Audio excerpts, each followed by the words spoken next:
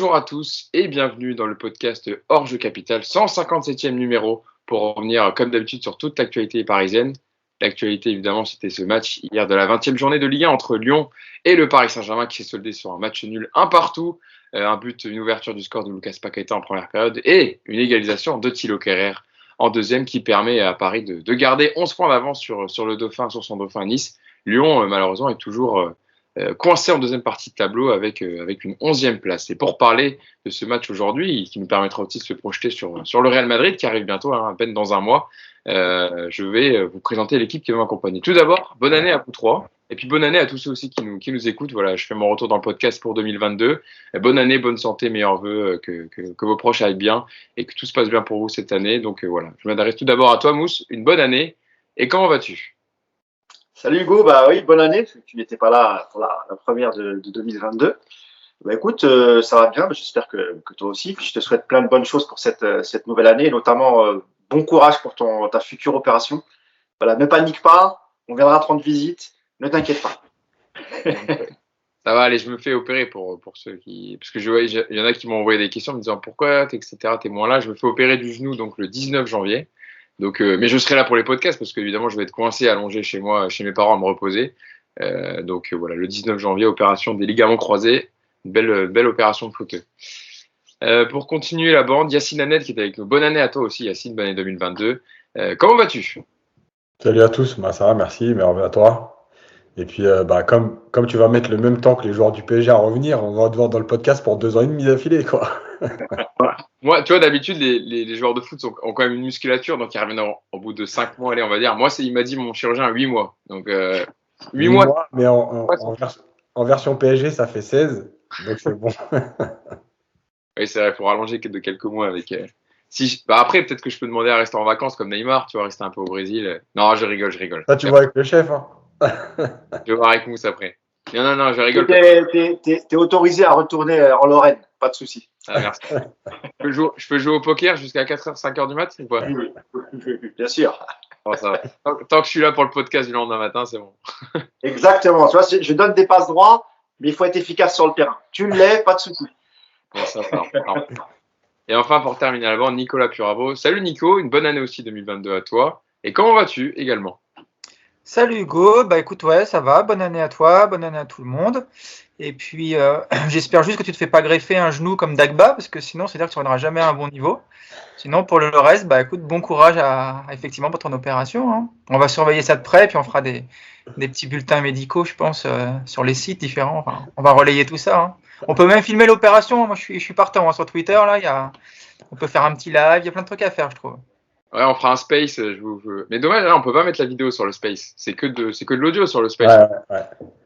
Bon, je vous éviterai ça, mais petite aparté. Vous savez quand même que pendant l'opération, là, mon chirurgien m'a dit que c'est une anesthésie locale maintenant. Bon, ça a changé depuis apparemment, mais mes parents, etc. Où c'était un peu plus compliqué l'opération pour l'opération du genou. Maintenant, en fait, ils t'endorment les jambes et tu peux voir ce qu'ils font dans ton genou. Ils te mettent un écran si tu veux pour voir etc. Ils font avec leur outil de torture, etc. pour C'est parce que les ligaments. comme aujourd'hui, tout le monde a des compétences dans tous les domaines du monde, c'est au cas où tu as envie de donner ton avis sur l'opération. Voilà, je peux me permettre. Non, mais moi, je leur ai dit, endormez-moi, mettez-moi du gaz hilarant, je veux pas voir ce qui se passe dans le genou. Réveillez-moi dans 1 heure et ce sera très bien, quoi. En plus, ça peut être une opération en public ou pas, du coup, là ? non. Il y a personne qui va attendre devant l'hôpital il y aura pas la presse, etc. Je pense pas que ça intéresse grand monde.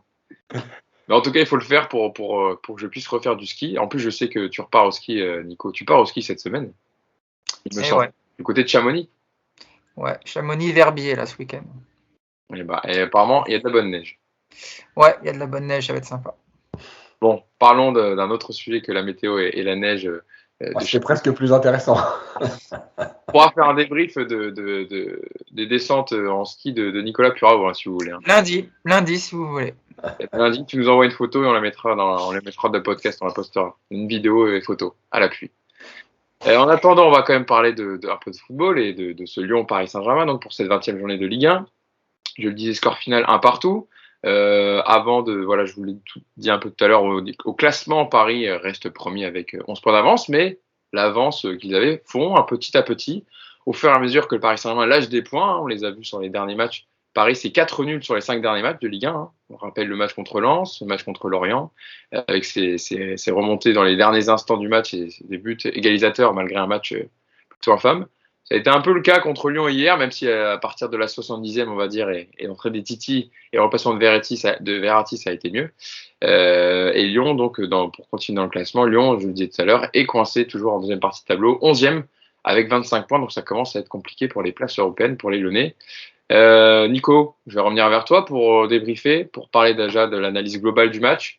Les deux équipes se quittent dos à dos, mais on va dire que Lyon a dominé la première période jusqu'à aussi la 70e, a été intéressant dans leur 5-4-1 en phase défensive, on va dire qu'ils ont fait preuve de cohérence tactique pour harceler les milieux parisiens, encercler Kylian Mbappé, et Paris a été inoffensif et a manqué d'enthousiasme et de personnalité en tout cas, et de créativité au milieu de terrain, ce qu'on reproche au Paris Saint-Germain depuis le début de saison. Et puis on parlera évidemment de ce qui s'est passé à la 70e pour que ça change côté PSG. Ouais, moi j'ai trouvé que c'était un match globalement assez ennuyeux. Et de la part des deux équipes d'ailleurs, parce que Lyon s'est comporté comme une équipe qui n'avait pas les moyens de produire du jeu de possession face au PSG et qui a donc accepté d'entrer en position en bloc bas, renforcé en plus par l'ouverture du score ultra rapide. Donc du coup Lyon a, alors je sais pas si c'était par choix ou par incapacité, mais voilà, Lyon n'a pas quand même produit beaucoup de jeux. Le PSG, voilà, c'est le PSG depuis plusieurs mois. Possession stérile avec une incapacité de créer du danger justement par ce genre de bloc bas. Et à l'arrivée, moi je me suis vraiment ennuyé sur ce match, à part vraiment effectivement les 15-20 dernières minutes. Et je trouve même pas que Lyon fait un bon match, parce que oui, ils font des bonnes transitions 2-3 fois en première mi-temps, mais c'est même pas sur du pressing, c'est sur des grosses pertes de balles parisiennes, sur des erreurs énormes. Avec un peu plus de réussite, Lyon peut marquer plus, notamment en deuxième mi-temps avec le contre et l'action de Dembélé. Mais voilà, j'ai été vraiment très déçu par ce qu'on appelle habituellement le choc de la Ligue 1. Voilà, sur le papier, c'est ce qui se fait de mieux. Et à l'arrivée, moi, j'ai trouvé que c'était un match vraiment très moyen sur plein d'aspects. Et on reviendra plus en détail sur la prestation parisienne. Mais bon, voilà, je pense que on n'a pas le même avis, j'ai l'impression, sur la prestation de Lyon. Mais toi, même Lyon, moi, m'a énormément déçu. Et voilà, je trouve on était hier sur un match vraiment très moyen et qui m'a même pas laissé sur ma faim, qui m'a juste confirmé que ce PSG m'ennuyait beaucoup et que la saison allait être très longue, surtout si ça se passe mal contre le Real en Ligue des Champions.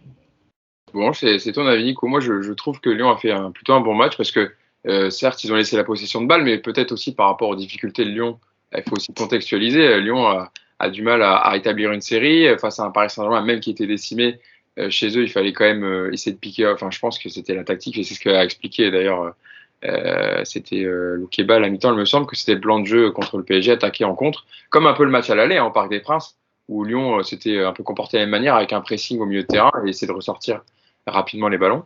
Mousse, c'était du même avis que Nico, que Lyon a fait. C'est Paris qui a été mauvais, Lyon qui n'a pas été si bon. Moi, j'ai trouvé que sur les contres, en tout cas, c'était quand même parfaitement mené. Avoir a fait un excellent match en première période notamment et a malmené Dagba plusieurs fois. Paqueta, Bruno Guimaraes aussi au milieu de terrain a régalé. Donc, est-ce que toi, tu es de l'avis de Nico aussi? Bah ouais, je suis plutôt de l'avis de Nico. Moi, j'ai pas vu un grand Lyon. J'ai vu un Lyon efficace défensivement et effectivement avec un Peter Bosz qui s'est plutôt adapté aujourd'hui à son adversaire.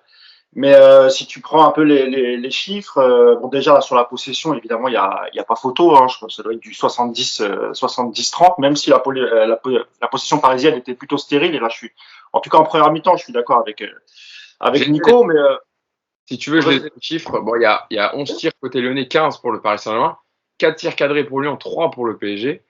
Possession 69-31. 69 pour le PSG, 31 pour Lyon. Et au niveau des passes, 695 pour le PSG, 326 évidemment, puisque voilà, ils ont laissé la possession de balle aux Parisiens. Vas-y Mousse, je te laisse reprendre.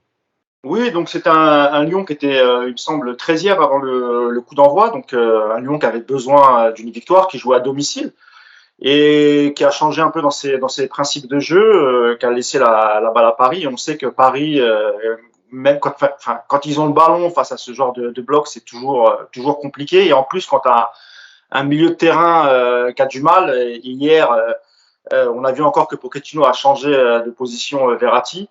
Il l'a mis vraiment au milieu de terrain et Paredes devant la défense, alors que, enfin, on en reparlera tout à l'heure, on a vu que lorsqu'il a replacé Verratti, c'était quand même mieux. Donc voilà, globalement, il y a eu quelques temps forts du PSG et on se rend compte qu'en fait le PSG, enfin voilà, même en jouant très moyen face à plutôt, comme tu le dis, hein, c'est pas une mauvaise équipe de Lyon, mais c'est pas non plus, voilà, ils sont 13e et c'est pas l'équipe de l'année. Voilà, Paris s'en sort quand même. Il aura fallu 20 minutes en accélérant un peu le jeu avec un peu de fraîcheur, etc. Et on réussit à égaliser et on aurait même pu l'emporter sur les dernières minutes. Ouais, c'est un match un peu bizarre, un match de reprise. Il manquait pas mal de monde, en effet. Donc voilà, le point du match nul enfin, c'est pas illogique, on va dire. Et encore une fois, ils auraient même pu gagner le match. Donc, écoute, voilà, pas grand-chose à dire globalement. On se répète hein, et puis on rentrera dans les détails, mais ouais, c'était pas génial. Je suis d'accord avec Nico, mais on s'en sort bien. On prend un point, et c'est déjà pas mal. Yacine, sur l'analyse du match, est-ce que tu partages l'avis de Mousse et Nico? Oui, parce que Lyon a joué en bloc bas. Alors, tu l'as dit, hein, Bose, Dubois, c'est Dubois à la mi-temps qui a parlé. Dubois. Ouais. Bose l'a dit aussi à la fin du match. En gros, on a fait ce qu'on a pu. C'était prévu, parce qu'aujourd'hui, on n'a pas les armes pour. Maintenant, je suis d'accord parce que, en fait, moi, j'ai trouvé un bloc bas. Alors, il y a deux façons de jouer en bloc bas. Il y a le bloc bas où tu attends et tu sors à un moment donné pour couper des passes et contrer. Et il y a le bloc bas d'hier où tu sais que ce PSG-là, qui est une catastrophe, fait des passes à 2 à l'heure. Et en fait, tu attends juste l'erreur technique des joueurs payés 70 millions par an qui ne savent pas faire une passe à 4 mètres ou vers l'avant. Donc, tu attends. Voilà, tu coulisses tranquillement, t'attends, et à un moment donné, de toute façon, t'en as un qui va te faire une connerie, hop, il fait sa mauvaise passe, t'interceptes. Comme en plus, quand t'interceptes, évidemment, il court pas, il contre-presse pas. Donc, Guimaraes, moi, sa passe, elle est magnifique. Par contre, je vais pas vous mentir que je suis capable de la faire pareil. Hein. Le premier joueur, il a 9 mètres de Guimaraes. Donc, moi aussi, je suis capable de donner un ballon en profondeur à 40 mètres si je suis pas pressé. Donc, c'est juste pas possible. Et en fait, Lyon a fait que ça. Ils ont attendu, ils ont coulissé. Hop, l'erreur, et ils attaquaient en contre, effectivement, où ils ont, alors, plutôt bien joué les comptes jusque dans les derniers mètres, parce qu'après, ils les ont mal joués, notamment à War. Et ce PSG-là, c'est juste horrible, quoi. Il y a des joueurs qui ne sont pas à leur poste, il y a des joueurs qui ne sont pas au niveau, il n'y a pas d'intensité. Je veux bien que tu aies le ballon, mais comme l'ont dit Nico et Mousse, c'est stérile. Mais c'est stérile parce que tu n'as même pas la qualité pour faire des passes, pour donner du rythme. Non, mais c'est juste pas possible. Moi, je ne sais pas ce qu'il travaille, je ne sais pas ce que demande le coach. Et ça commence à me rendre fou parce qu'on nous explique toute l'année qu'il ne peut pas faire de choix. Ben là, il n'avait pas de choix à faire puisque de toute façon, les grandes stars, elles n'étaient pas là. Donc, fais une équipe cohérente. Mais même ça, il n'est pas capable de le faire. De mettre des joueurs à leur poste. T'envoies Wijnaldum ailier droit. Mais arrête. Ça fait un an que tu es là. Ça fait un an que tout le monde t'explique. Parce qu'effectivement, on n'a pas nos diplômes, donc on n'a peut-être rien à expliquer. Mais tout le monde t'explique que cette équipe, c'est Verratti en 6 et qu'aujourd'hui, Verratti en 6, c'est le mieux. Non mais vas-y, continue à mettre Paredes, continue à mettre Verratti plus haut, il n'y a pas de problème. Peut-être qu'au bout de 2 ans, 3 ans, 4 ans, tu vas peut-être finir par comprendre. Ou peut-être qu'il comprendra une fois qu'il sera à Manchester United. Et il dira, ah, si j'avais Verratti en 6, bah oui, mais au PSG, tu ne l'utilises pas. Franchement, moi, je vous dis honnêtement, c'est déprimant. Et comme l'a dit Nico, d'habitude, les PSG Lyon, quel que soit le score, que Paris perde ou que Paris gagne, c'est toujours des matchs un peu animés. Il y a des buts, il y a des actions. Franchement, hier, je crois que c'est un des pires PSG Lyon des 10 dernières années. Parce que même le match aller, c'était un vrai bon match. Il y avait du rythme, il y a eu des erreurs. Hein. Le match aller était bien. Voilà, il y a eu des erreurs et tout. Il y avait les fameux 4 offensifs pour la première fois. Mais au moins, il y a eu du jeu, il y a eu du rythme, il y a eu des buts. Franchement, hier, c'était l'ennui total, quoi. Ouais. Nico, c'est vrai que tactiquement, Yacine en parlait. Je vous redonnais le 11 quand même côté Paris Saint-Germain parce que tu le disais, Yacine, il y avait beaucoup d'absents. Point de vue aussi du Covid et aussi de la CAN, parce que pour la CAN, il manque Diallo, il manque Gueye et il manque Hakimi. Donc deux titulaires quand même. Pour le Covid, il manque Neymar. Neymar est blessé. Il manque Di Maria. Il manque Messi qui est en reprise. Il manque Danilo. Donc ça fait quand même pas mal d'absents. Hier, le 11 de Pochettino, c'était Keylor Navas au goal. Donnarumma aussi était absent. Kimpembe, Marquinhos, Dagba, Nuno Mendes. Milieu à 3, Verratti, Paredes, Herrera. Wijnaldum ailier droit, encore un nouveau poste pour lui au Paris Saint-Germain, Kylian Mbappé à gauche et Mauro Icardi en 9. Et Nico, c'est vrai que il a beaucoup tâtonné tactiquement hier Pochettino. On a vu Wijnaldum qui était complètement perdu, qui savait pas où se placer en première. En début de deuxième, il a voulu remettre à losange Wijnaldum relayeur côté gauche avec Verratti en 10, ça n'a pas fonctionné. Et il a fallu que, on en parlait tout à l'heure à l'entrée de Titi, encore une fois je le dis parce que ça va être c'est un des points centraux de notre podcast, mais il a fallu que Michu et Simons rentrent pour retrouver une cohésion, on va dire, tactique et qu'il y ait de l'animation, de la personnalité, du mouvement, en tout cas au milieu de terrain.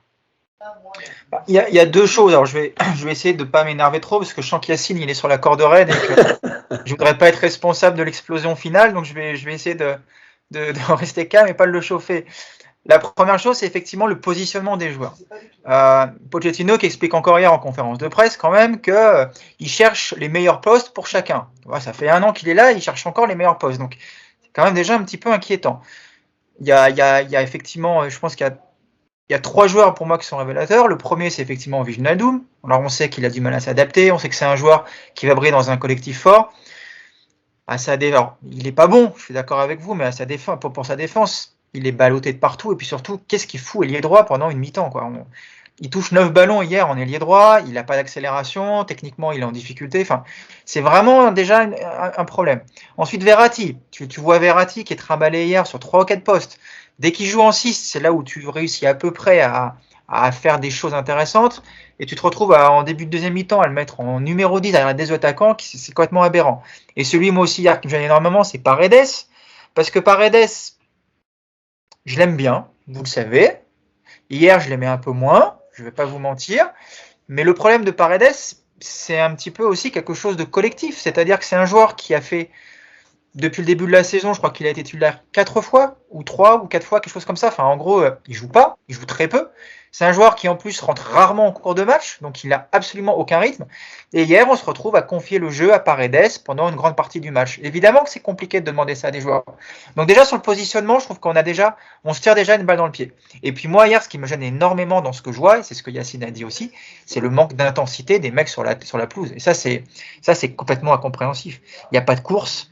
Il n'y a pas de volonté d'accélérer le jeu à aucun moment. Il y a une espèce de partition monogame du début à la fin où on se fait tourner la balle, on joue de manière horizontale, on ne va pas chercher devant. Paredes, qui a pourtant une vraie qualité de passe, il fait quasiment plus une passe vers l'avant. Herrera, dès qu'il a le ballon, il regarde derrière. Dagba, j'en parle même pas. On a hier ce problème, encore une fois, d'avoir une équipe qui aura. On l'a dit souvent, quand tu cours pas sans ballon, quand tu proposes rien autour du porteur, quand tu ne mets pas d'intensité dans les impacts, dans les duels, bah tu te fais chier et puis t'es pas bon. Et il a fallu attendre effectivement la rentrée de 2 gamins qui ils ont pas fait des trucs de dingue, hein, Michaud et Xavier Simons, en rentrant hier. Juste ils ont couru vers l'avant. Il y a eu prise de balle, tu regardes la première action du petit Simons, premier contrôle, c'est un contrôle orienté vers l'avant. Et avec une course vers l'avant de 5-10 mètres. C'est pas un truc de dingue. Et me dis pas que les autres sont pas capables de faire ça, tu vois. Mais je sais pas, on dirait que les autres, les Herrera, les Paredes, tous ces mecs-là, on a l'impression qu'il n'y a pas de prise de risque, il n'y a pas de volonté d'accélération, de montrer aux coachs qu'ils sont capables d'apporter des choses. Et ça vient forcément aussi de l'entraînement, tu vois. C'est là où on va revenir sur Pochettino. C'est que ce que font les mecs hier, c'est quelque part le reflet de ce que demande le coach. Et enfin voilà, comme je vous l'ai dit, hein, moi je me suis vraiment fait chier hier pendant le match. Hein. Je me suis vraiment demandé est-ce que j'allais regarder jusqu'au bout, quoi. C'était vraiment compliqué, quoi. Donc ça fait beaucoup de problèmes pour le PSG et ne serait-ce que l'attitude, je comprends pas. C'est quelque chose que j'arrive pas à expliquer. Question posée à Mauricio Pochettino en conférence de presse hier sur le positionnement, justement, t'en parlais Nico, de Georginio Wijnaldum. Comment expliquez-vous les difficultés de Wijnaldum? Est-ce lié au changement constant dans son positionnement? Et il nous a fait une réponse politicienne, alors qu'il n'en a pas fait. Il y a certaines réponses qui sont très intéressantes que je vous donnerai après. Pochettino a répondu, c'était aussi une question d'équilibre, de joueurs à ma disposition. Je ne pense pas que ce soit une question de position, mais d'état de forme. Wijnaldum a une grande expérience, il a fait de grands clubs, il a l'habitude de jouer dans différentes positions. Bon, je ne pense pas que Klopp l'a déjà mis ailier droit avec Firmino dans l'axe et Mané de l'autre côté. Mais bon, c'est vrai que moi, je suis un peu d'accord avec toi, Nico aussi. J'ai du mal à en vouloir à Wijnaldum. Alors certes, il a fait des matchs pour qu'on dise qu'il n'a pas fait un bon début de saison du tout. Il y a même une perte de balle à un moment en première période qui peut être très dangereuse, où ça profite aux Lyonnais et ça n'est pas loin d'être une grosse situation. Parce que vous vous en souvenez là, il perd le ballon devant la surface à peu près des Parisiens. mais aussi d'être baladé constamment et de jamais être mis dans les meilleures dispositions, ça n'aide pas non plus, heureusement, au rendement de Wijnaldum. Pour parler, j'avais une petite stat aussi sur le Paris Saint-Germain. Je vous l'ai dit tout à l'heure, le PSG a échoué à gagner à 4 reprises lors de ses 5 derniers matchs de Ligue 1, 4 nuls, autant que lors de ses 24 précédents, 2 nuls et 2 défaites. Mousse, ça traduit quoi selon toi le fait que le Paris Saint-Germain revienne à chaque fois en fin de match? On l'a vu sur les derniers matchs de Ligue 1, que je vous disais tout à l'heure, que ce soit contre Lens, que ce soit contre Lorient, où Paris a du mal, comme hier, puis au final parvient à égaliser dans les derniers instants. C'est peut-être aussi dû à la fin de saison de l'année dernière où on perd le titre et où parfois ils ont pris les matchs un peu par-dessus la jambe. Et je pense que cette année, même dès le début, on a senti quand même que le PSG ne voulait pas laisser échapper le titre, ou en tout cas ne voulait pas voulait creuser l'écart avec ses poursuivants. Et comme je l'ai dit tout à l'heure, il suffit d'accélérer un peu dans le jeu, comme ils l'ont fait hier à partir de les 60e, 65e. On va dire même 70e avec l'entrée de Kerrer, Michu et Simons. Ils ont pris conscience que malgré le fait qu'ils aient beaucoup de très fortes individualités, que si tu fais pas les efforts, tu gagnes pas le championnat. L'année dernière, ils l'ont appris à leurs dépens et donc je pense que cette année, c'est pour ça qu'aussi qu'ils arrivent toujours lorsqu'ils sont menés. Je pense qu'il y a un peu de caractère quand même dans cette équipe. Il y a un esprit de révolte, mais le problème c'est que c'est toujours c'est toujours en réaction. Et moi, j'aurais voulu voir ce qu'on fait de la part des Parisiens, ce qu'ont fait les Lyonnais dès l'entrée de jeu, où ils ont mis quand même pas mal d'agressivité. Ce qu'on voit jamais de la part des Parisiens en première mi-temps, depuis le début de saison d'ailleurs. Hein. Et il y a un manque de tout en fait. Hein. Il y a un manque d'attitude, d'agressivité. Il y a, mes deux camarades l'ont dit, au milieu de terrain, c'est un peu le néant. Pour revenir sur Wijnaldum. Moi, je veux bien qu'on fasse des expériences, des expérimentations, mais Wijnaldum, il a presque 30 ans. Il faut expliquer à Pochettino que ce soit à Liverpool ou dans ses clubs précédents ou même en équipe nationale, on l'a jamais vu jouer ailier droit. J'ai l'impression que les coachs au PSG, ils aiment bien faire des expériences. Ça rappelle un peu Tuchel avec Marquinhos d'un coup qui veut mettre devant la défense, même si c'était aussi un peu pour des questions, on va dire, de politique de vestiaire. Mais non, je sais plus qui a employé le mot inquiétant. Je sais pas si c'était Yacine tout à l'heure, mais ça devient inquiétant. Et encore une fois, malgré le fait qu'il y ait beaucoup d'absents, c'est vrai, mais hier, tu as quand même une équipe qui tient normalement la route. Il y a quand même que des internationaux. Et que même avec cette équipe qui est remplie d'internationaux, t'es pas capable de mettre un petit peu d'intensité dès le début. Et il faudra aussi qu'on parle d'Mbappé, parce qu'hier, Mbappé, moi, il m'a un peu dérangé. Il m'a un peu dérangé hier parce que au final, s'il est plus altruiste, tu peux te mettre à l'abri assez facilement sur notamment l'occasion où il est un peu excentré. Il a voulu faire une Paoletta et alors qu'il y avait Icardi en retrait, il n'y avait plus qu'à la pousser au fond.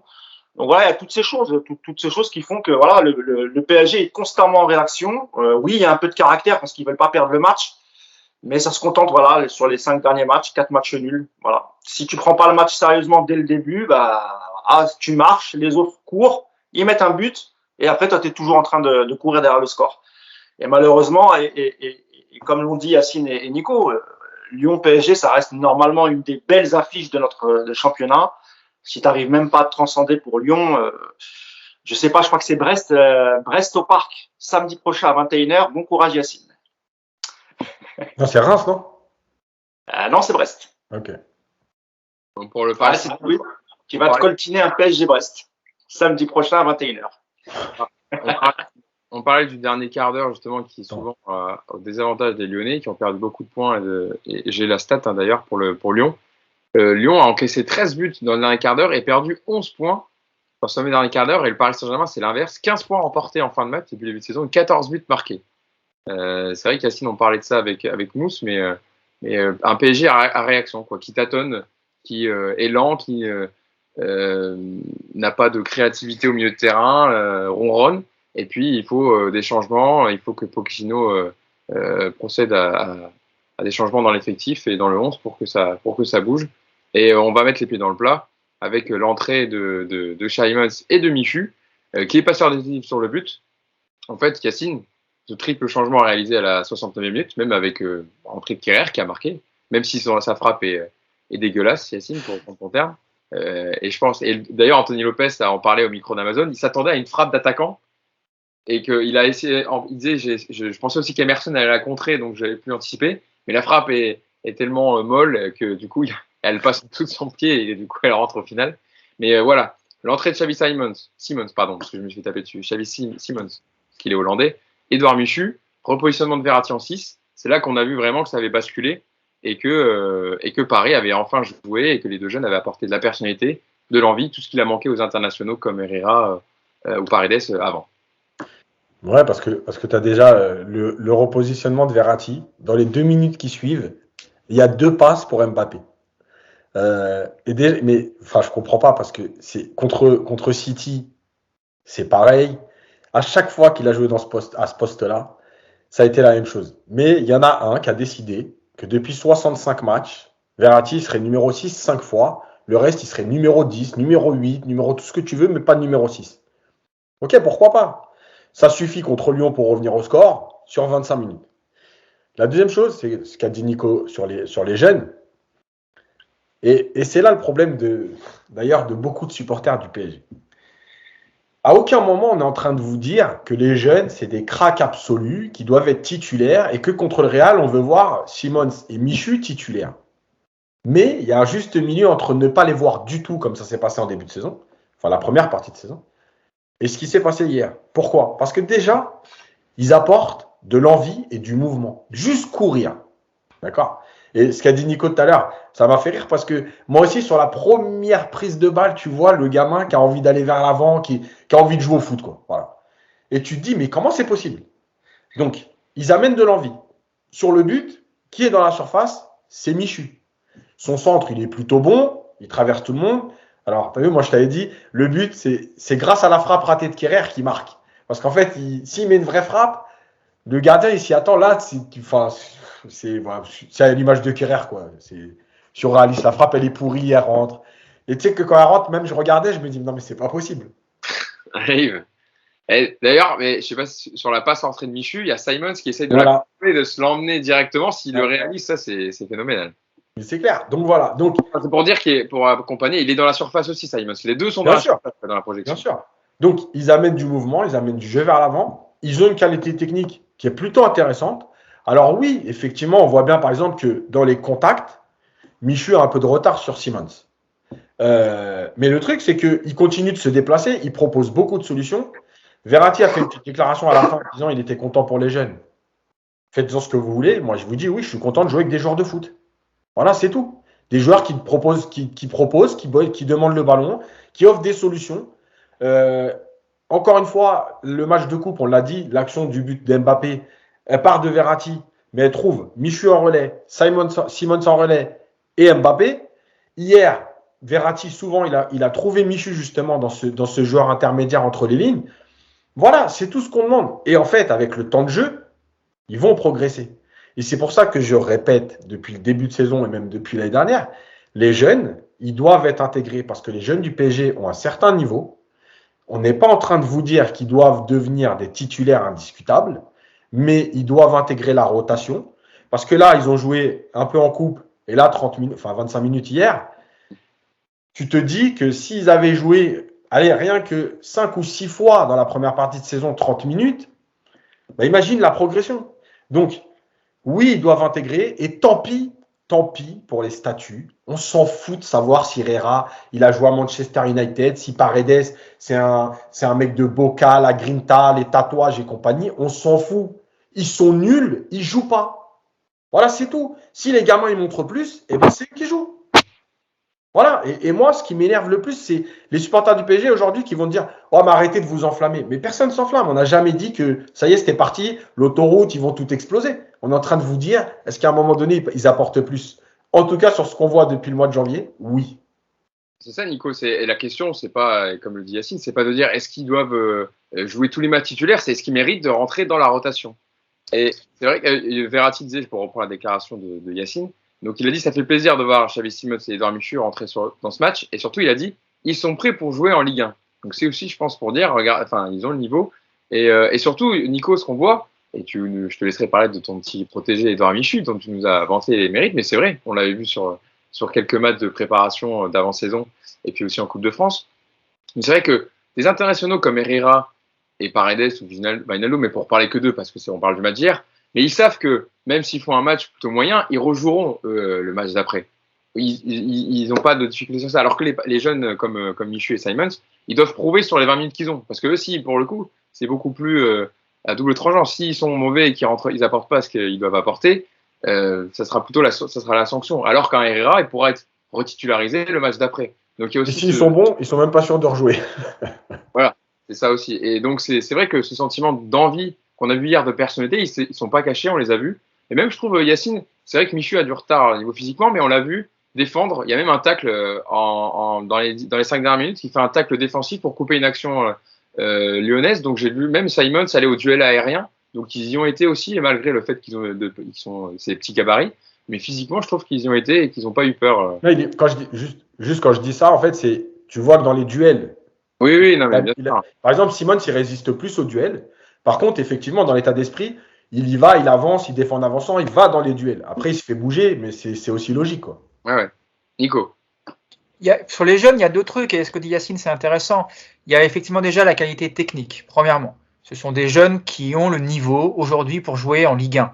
Alors, comme le dit très bien Yacine, on n'est pas en train de dire qu'ils doivent être titulaires dans les gros matchs. On ne dit pas que le jeu doit reposer désormais uniquement sur leurs épaules, mais c'est des joueurs qui doivent intégrer une rotation. C'est pas normal aujourd'hui qu'un petit, je ne sais pas si on dit Simons ou Simons, il faudra qu'on se décide. Simons. Allez, c'est Simons. C'est vrai qu'on dit backer. Hop, je l'ai casé celui-là. Donc Simons. Donc c'est pas normal qu'il ait moins de temps de jeu actuellement là sur le mois de janvier qu'un mec comme Paredes ou Herrera qui sont vraiment très décevants. Donc déjà il y a ce côté, ils ont le niveau pour jouer. Et après moi je reviens à ce que j'ai dit, c'est dans l'attitude. Moi je trouve que c'est très important parce qu'ils dégagent quelque chose et ils emmènent avec eux, ça se sent. Toi à un moment Simons il se fait couper par je sais plus par qui, par Boateng je crois sur une grosse faute. Tu le vois tout de suite le gamin. Il est à peine tombé, il a déjà les mains sur le ballon, il est déjà en train de se relever, il veut accéder. Tu sens, il veut jouer. Tu sens qu'ils ont envie de jouer au ballon, ces gamins. Tu vois aujourd'hui, quand Paredes ou Herrera ils sont touchés, c'est je me traîne au sol, je mets un quart d'heure à me relever, je râle, je lève la main, je m'excuse.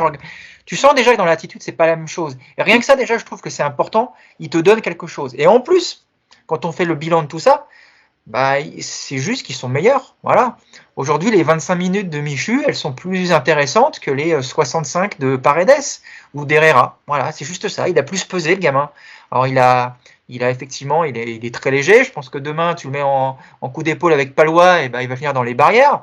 Mais il va se relever, puis il va y retourner parce qu'ils ont du caractère. Et c'est peut-être ce dont tu as besoin aujourd'hui, ce groupe du PSG, qui est un groupe, je l'ai déjà dit plein de fois, de fainéants. C'est une équipe de feignasses. On ne court pas dans cette équipe. Quand on n'a pas le ballon, il n'y a personne qui bouge. Et ça, vous pouvez dire tout ce que vous voulez. Cette équipe, c'est une équipe de feignasses. Ça ne court pas. Et ben, au moins, les jeunes, ils te mettent du mouvement. Et puis, tu vois, comme par hasard, bah, quand tu as Verratti qui se met à combiner avec Michou, bah, tu joues mieux. Tu as Mbappé qui commence à faire des appels de balles et puis le ballon il arrive. Donc forcément, ça fait du bien aussi. On n'en a pas parlé, mais pareil, en deuxième mi-temps, notamment la dernière demi-heure, Nuno Mendes, je trouve il est monstrueux en deuxième mi-temps, Nuno Mendes. Et c'est pas non plus un hasard, parce que comme par hasard, c'est le moment où le PSG commence à jouer et à créer du mouvement. Et bah, lui, il réussit du coup à avoir des espaces sur les côtés.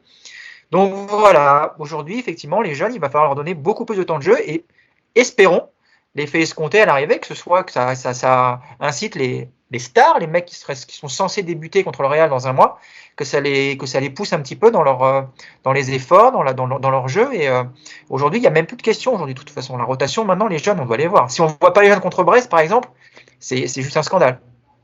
Par contre, Michu, il lève moins la main que Herrera. Je ne sais pas si vous avez vu. Il s'excuse moins, ouais. J'ai vu ton tweet, Yacine. Tu en avais marre que Herrera, à chaque fois, il s'excuse de passer vers l'avant et de revenir derrière. Et ça, c'est parce qu'il vient de Versailles. Ouais, on ne s'excuse pas à Versailles. C'est la ville du roi ici, donc on ne s'excuse pas, nous. Édouard Michu, natif de Versailles, Nico. Ouais. Voilà. Ça me fait mal parce qu'il était dans la classe de mon fils. Dans le lycée de mon fils, pardon. Donc voilà, mon fils, là, il me rappelle pas. Bon. Je vais m'occuper de lui après. Je vais lui mettre une de tannée, là. Il s'est pas entraîné comme il sera peut-être meilleur au ski. Ouais, mais non, même pas. Non, je suis très déçu. Est-ce qu'ils sont toujours amis avec Édouard, Michu? Alors, vous savez qu'il y a le petit frère Michu aussi. Je vous l'annonce tout de suite je vous le lance, je ne sais pas si vous êtes au courant, mais il y a le petit frère aussi qui s'appelle Étienne, je crois, qui joue aussi dans les jeunes de Versailles et qui est très bon. Et Et je sais pas si je dois le dire ici, mais Edouard Michu a joué avec des potes pendant les fêtes de Noël. Ils ont fait un petit match amical à Versailles. Je sais pas si je dois le dire, mais voilà, je le dis quand même. Je balance. Est-ce qu'il est milieu de terrain aussi, Étienne, le frère de Edouard? Ouais, je crois qu'il joue aussi milieu. Ouais. Bon petit jeune aussi, super technique. Gros potentiel. Je crois qu'il joue avec les équipes jeunes du PSG. Là. Il doit être avec les U15, U16, je sais plus trop, à vérifier. Mais pas impossible qu'on entende parler du frère Michu dans quelques années. Vous serez les premiers à l'avoir entendu. Voilà, c'était l'agent et intermédiaire Nicolas Puravo qui s'exprimait. Voilà. Nicolas Louis Puravo. Merci, n'oublie pas.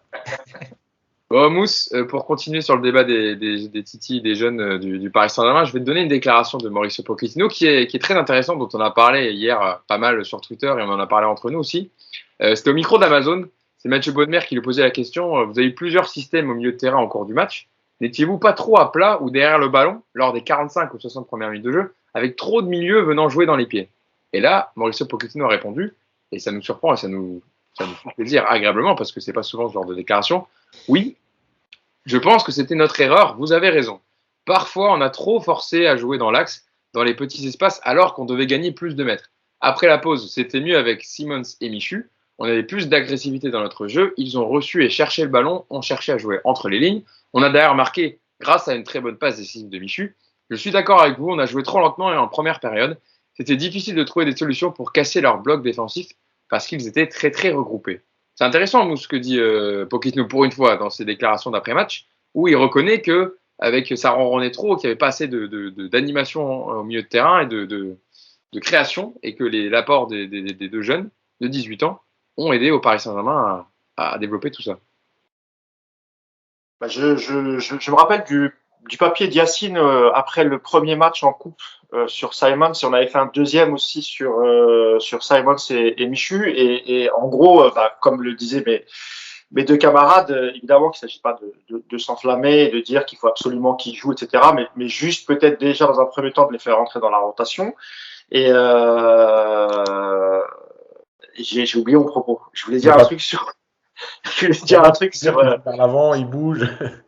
Oui, non, voilà, c'est ça. Pardon, ça y est, ça me revient. Et du coup, à un moment dans le papier, on dit, voilà, il faudrait aussi les voir face à déjà une équipe de Ligue 1, peut-être une équipe un peu plus huppée, avec un peu plus d'expérience. Même s'ils sont rentrés à 20 minutes de la fin et que Lyon était certainement un peu plus fatigué, parce qu'ils avaient fourni beaucoup d'efforts, mais ce qu'on retient, et là je suis tout à fait d'accord avec eux, c'est d'abord l'attitude des deux joueurs sur le terrain quand ils rentrent. La première action qu'a souligné Yacine, quand Simons fait un contrôle orienté, tout de suite il va vers l'avant. Michu, pareil. Michu, c'est lui qui centre pour Kerrer, il est dans la surface. Donc en plus, ils amènent un surnombre. Et c'est ça qui fait plaisir. Et je pense que dans la tête de ces deux joueurs, il doit se passer quelque chose. Ils doivent se dire, il y a vraiment un coup à jouer parce que ce sont des joueurs de foot professionnels autant que les autres. Ils voient les matchs et ils se disent, c'est pas possible. Il y a quand même quelque chose. Il y a du temps de jeu à aller chercher parce qu'on voit que ceux qui sont devant, les Herrera, Paredes, Danilo, c'est des matchs trop plats, trop moyens. Il y a évidemment une chance pour eux de gratter du temps de jeu en Ligue 1. Et il faut absolument que Pochettino se serve des 3 derniers matchs de ces deux jeunes pour vraiment les prendre. Moi, ça me rappelle. Je pense que dans la gestion, Tuchel, il avait été plutôt malin avec les jeunes en 2018 quand il arrivait. Alors, c'est vrai que c'était une année de Coupe du Monde et qu'il avait commencé la saison avec pas mal de jeunes, mais au final, il garde définitivement dans le groupe pro des joueurs comme Moussa Diaby, Christopher Nkunku. Même je crois que Nkunku était déjà là il avait déjà joué un peu avec Emery. Mais par exemple, concernant Moussa Diaby, il l'a gardé jusqu'au bout. Et regardez le nombre de matchs qu'a fait Moussa Diaby sous Tuchel. Il en a fait quand même pas mal. Et ça. Pardon? Tanguy Kouassi aussi, qu'il a fait beaucoup jouer. Ouais, Tanguy Kouassi, il avait donné aussi un peu sa chance à Pembele. On avait vu des bonnes choses. Alors même s'il n'avait pas remis souvent, mais je trouvais quand même que sa gestion était meilleure que celle de Pochettino. Là où Pochettino a l'impression que lui n'ose pas mettre titulaire d'entrée des jeunes pour pas blesser ce que disait Yacine, les mecs ont un statut, qui ont un salaire, qui sont internationaux, etc. Et c'est dommage. Et je sais pas ce que compte faire avec eux Pochettino jusqu'au mois de mai, parce qu'on sait déjà que lui il est ailleurs, il part. C'est quasiment sûr qu'il fera pas sa dernière saison au PSG. Je dis quasiment, je peux même enlever le quasiment et dire que c'est sûr. il fera pas de troisième saison. Donc lui, je sais pas s'il a un intérêt, lui, à essayer de développer ça jusqu'au mois de mai. Moi, j'y crois pas beaucoup. Je pense qu'on les reverra, évidemment, mais dans ce genre de circonstances, avec beaucoup de blessés, avec des cas de Covid, etc. C'est dommage parce qu'encore une fois, ils peuvent apporter pas mal de choses. Et c'est aussi dommage parce que si tu veux garder ces mecs-là, il faut quand même leur prouver que tu comptes sur eux. Il faut leur donner quelque chose. Si, comme l'a dit Nico, la semaine prochaine à Brest, on n'en voit pas au moins un des deux, bah, on aura compris que voilà, ça sert à rien d'insister et qu'ils joueront bah, quand il y aura des absents, quand il y aura des cas de Covid, des blessés ou en attendant les joueurs qui reviennent de la CAN. Voilà, donc moi j'ai pas beaucoup d'espoir sur les faits qu'on les voit beaucoup plus qu'on les a déjà vus. Bon, en tout cas, c'est là, excuse-moi Hugo, c'est là où tu vois le manque de caractère d'un Pochettino aussi. C'est qu'on sait tous qu'il va se barrer dans 6 mois. Aujourd'hui, qu'est-ce que ça coûte à Pochettino de mettre un Herrera, un Wijnaldum ou un Paredes sur le banc? Enfin, que ce soit compliqué de gérer Messi, Neymar, Mbappé, ok, on est tous d'accord avec ça. Mais aujourd'hui, si Pochettino il avait vraiment du caractère et s'il voulait vraiment bouger cette équipe, d'autant plus qu'il n'a rien à perdre, bah il y a belle lurette qu'il en aurait mis un paquet sur le banc, tu vois. Et tu vois, regarde, même hier, tu m'expliques comment c'est possible que Dagba il fasse le match d'hier. Tu vois bien que Dagba il est pas dedans. Pochettino aujourd'hui, il prend pas de décision, il attend que ça passe.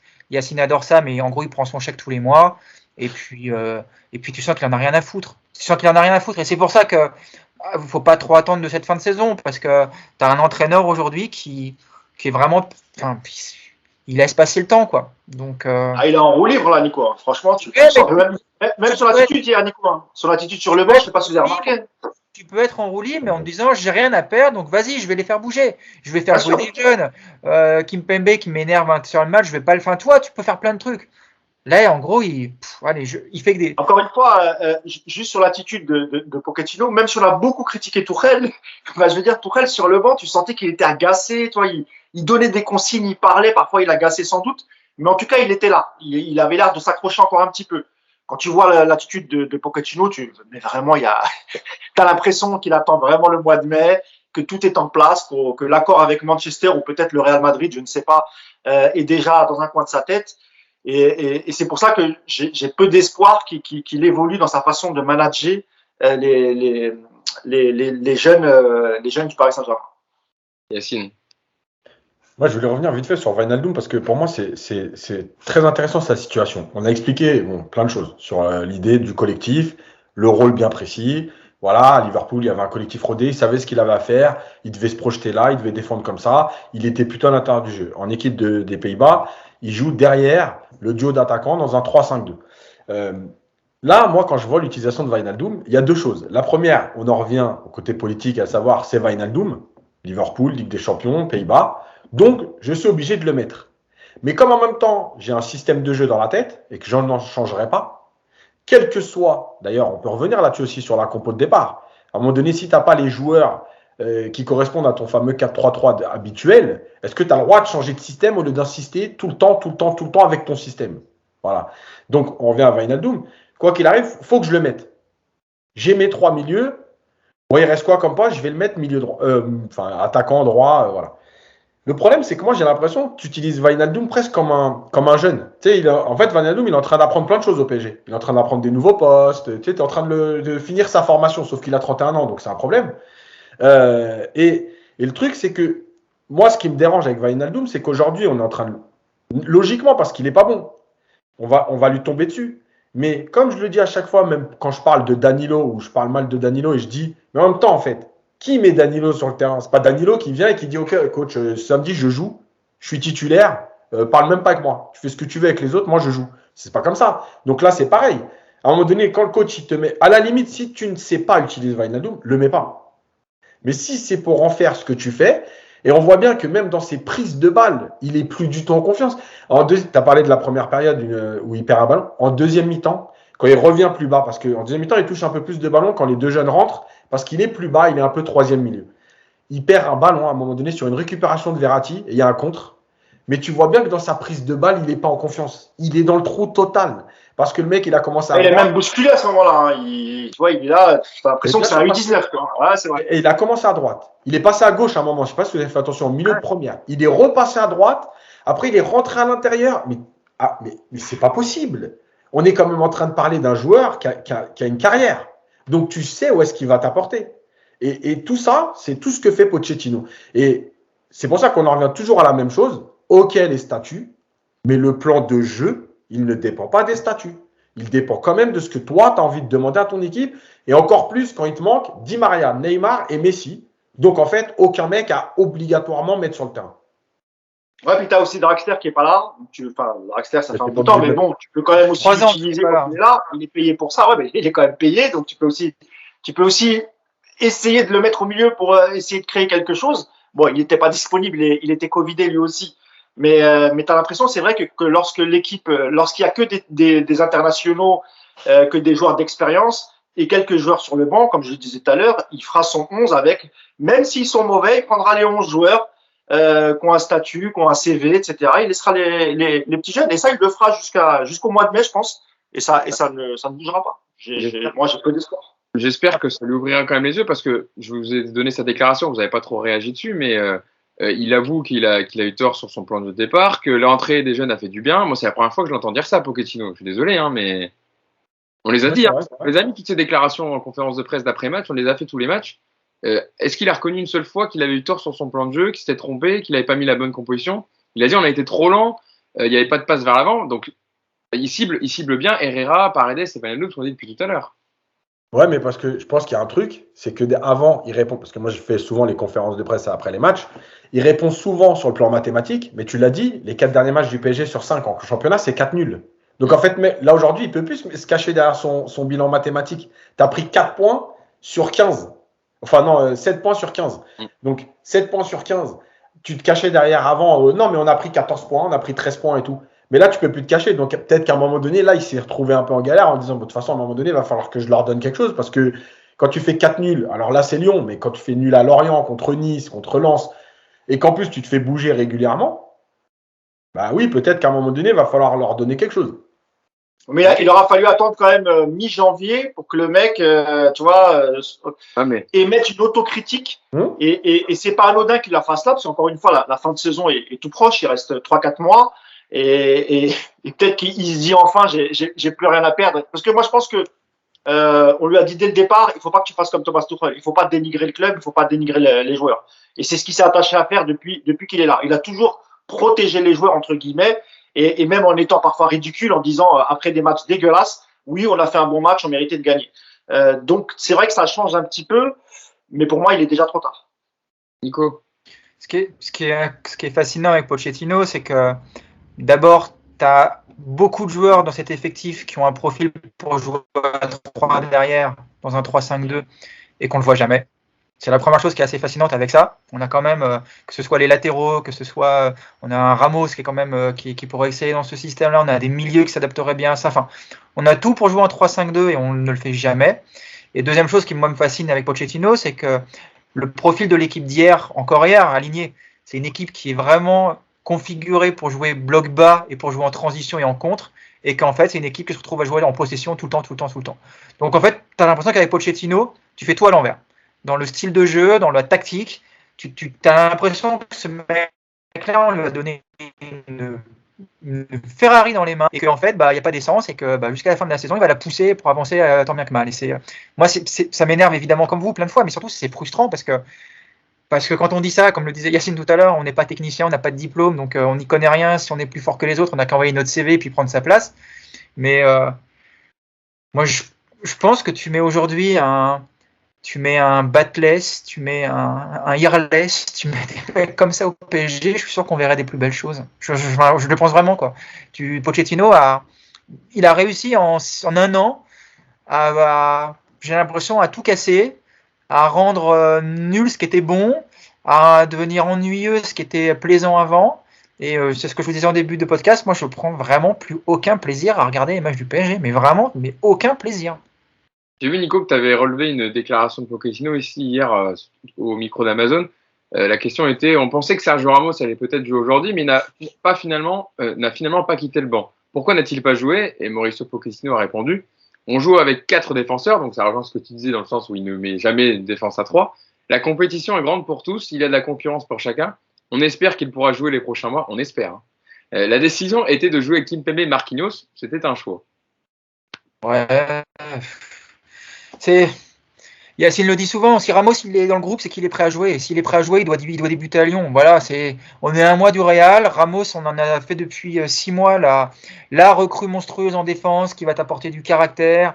On l'avait vu à Saint-Etienne sur son seul vrai match quasiment, qui apportait vraiment un plus. Et là, il est apte à jouer, mais on préfère mettre Kimpembe. Donc moi, j'ai rien contre Kimpembe, mais il y a juste un moment où j'ai du mal à imaginer Ramos derrière dans la hiérarchie. Donc voilà. Hier, je ne l'ai pas mis, mais je pensais qu'ils allaient jouer à 3, honnêtement. Voilà. Moi, j'y croyais encore hier. Je suis encore un de ces grands naïfs qui continuent d'imaginer que ça va arriver un jour. Là, hier, j'en ai pris un petit coup et je me dis que finalement, peut-être que ça n'arrivera pas cette saison qu'on voit 3 mecs derrière. Mais ouais, pour moi, Ramos, voilà. L'équipe aujourd'hui, c'est Mbappé devant, c'est Verratti en sentinelle. Il faut mettre Ramos, Marquinhos en défense centrale. Pour moi, c'est les seules certitudes que tu as aujourd'hui dans ce PSG-là. Même ça, il ne les a pas, l'ami Pochette. Donc bon, on verra. Hein. Ça se trouve, on va éclater le Real à l'aller comme au retour, et puis on se fera tout petit, on s'excuse platement, mais bon, on n'en est pas encore là, donc on en profite. Mousse, t'as levé la main, je crois, j'ai vu, non? Ouais, non, juste pour Ramos, ça souligne aussi le fait que finalement, Pochettino, Ramos, on lui a pas demandé son avis. Et je pense que s'il avait vraiment un impact sur le recrutement, moi je pense qu'il aurait refusé la venue de Ramos parce que la charnière Kimpembe Marquinhos était bien installée, que c'était des titulaires en puissance et que c'était compliqué de changer la charnière. Et c'est pour ça qu'il fait le choix de le laisser sur le banc, parce que c'est pas un joueur qu'il a choisi. Et que je pense que si c'était un joueur qu'il avait choisi, il aurait fait une vraie concurrence. Et là, on aurait eu peut-être Kimpembe en difficulté et peut-être qu'il aurait été sur le banc. Donc voilà, sur Ramos, pour moi, pareil, il n'y a pas de suspense. Si vraiment Zidane vient au PSG, je pense que voilà, Ramos aura peut-être une chance d'évoluer et d'être titulaire. Mais jusqu'à la fin de saison, ça va être comme ça. On va lui filer des bouts de match. Mais voilà, je pense que la vraie charnière, ça restera tant qu'il n'installera pas une défense à 3. Et on ne voit pas aujourd'hui, le match, c'est le 15 février, il me semble. Hein, c'est ça, Yacine, je ne me trompe pas. C'est le 10 février, le match aller. Travailler un nouveau schéma tactique avec tous les absents que tu as, ça va être très compliqué. J'aimerais qu'on parle, messieurs, d'un homme, vous en parliez un peu, Mousse et Nico, d'un homme qui a fait un excellent match hier, comme d'habitude, comme depuis qu'il est arrivé au Paris Saint-Germain, c'est Marquinhos. Et il a marqué la force, là, dans mes tops, la force de l'habitude. Pendant 1 heure, Paris a joué à l'envers, Paris aurait pu sombrer, et Marquinhos, voilà, peu importe le niveau de l'équipe, la composition, la compétition, l'état de forme, il est toujours là. Les 2 interventions face à Oussem Aouar à la 36e minute en première, et surtout celle à la 89e sur Ryan Cherki, elles sont quand même ultra déterminantes, parce que Paris peut sombrer aussi à ce moment-là et se faire reprendre au score.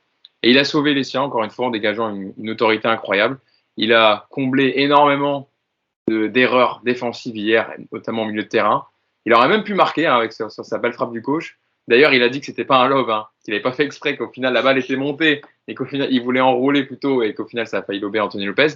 Mais Yacine, Marquinhos, voilà, c'est top 5 mondial pour moi à ce poste. Et heureusement qu'il est là au Paris Saint-Germain. Heureusement. Ouais, mais je pense que de toute façon, moi je dirais même plus que top 5, parce qu'en fait, je pense que c'est à cause du PSG qu'on est en train de minimiser comme d'habitude, de toute façon. Ses performances. Mais franchement, il est exceptionnel dans son positionnement, dans son état d'esprit, dans sa lecture du jeu, dans ses relances, et même, on fait moins attention, mais souvent, il sonne une sorte de révolte. Tu sais, en proposant et en demandant. Il y a une action en début de seconde période où il donne le ballon à Dagba et c'est lui qui vient appeler en profondeur. Alors, il ne reçoit pas le ballon. Parce qu'évidemment, Dagba, il faut qu'il revienne derrière 30 mètres. Mais c'est lui qui emmène l'équipe. Mais franchement, défensivement, c'est un joueur qui est extraordinaire. Mais vraiment, son positionnement, ses appuis, sa façon de gérer la profondeur. Moi, franchement, je trouve qu'il est vraiment sous-estimé. Et il mériterait d'ailleurs d'être augmenté puisque il doit donc défendre comme défenseur central, un peu comme latéral droit. Il doit proposer des fois comme un milieu de terrain. Et parfois, il est attaquant.